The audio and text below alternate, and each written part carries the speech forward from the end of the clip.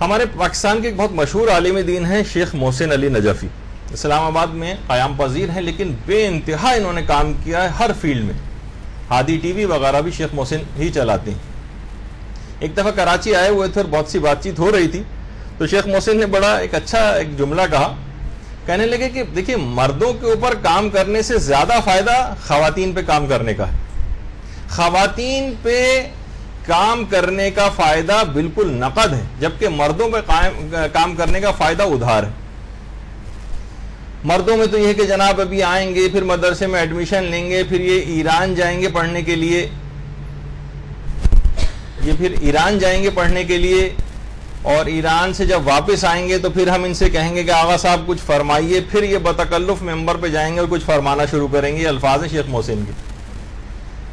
کہنے لگے خواتین کی دو خامیاں ایسی ہیں جو دین کے لحاظ سے خوبیاں ہیں۔ پہلی تو چیز یہ کہ بولتی بہت ہے، یہ خامی ہے لیکن دین کے لحاظ سے خوبی، اور دوسری خامی یہ ہے کہ پیٹ کی بڑی ہلکی ہوتی، لیکن دین کے اعتبار سے خوبی بن جاتی، یعنی آج پیغام دو اور کل پورے معاشرے کے اندر پھیل جاتا ہے۔ مردوں کے اندر ایسا نہیں۔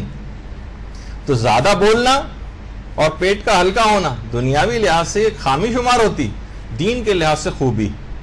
جتنا زیادہ بولیں گی، جتنا امر بالمعروف و نہی عن المنکر کریں گے، اتنے اپنے درجات کو بڑھاتی چلی جائیں گی، اور جتنی دین کے معاملے میں پیٹ کی ہلکی ہوں گی اتنا ہی زیادہ معاشرے کے اندر فوراً تبلیغات، البتہ کچھ علم مقام اور صحیح باتیں حاصل کرنے کے بعد بہت پری میچورلی کام کرنا نہ شروع کر دیجیے گا، کیونکہ آپ کو پتہ ہے کہ بہرحال نیم ملا پھر خطرہ ایمان بن جاتا ہے، یعنی کچھ نہ کچھ حاصل ہو جائے، کوئی صلاحیت آ جائے تو انشاءاللہ پھر آپ کام کریں گے۔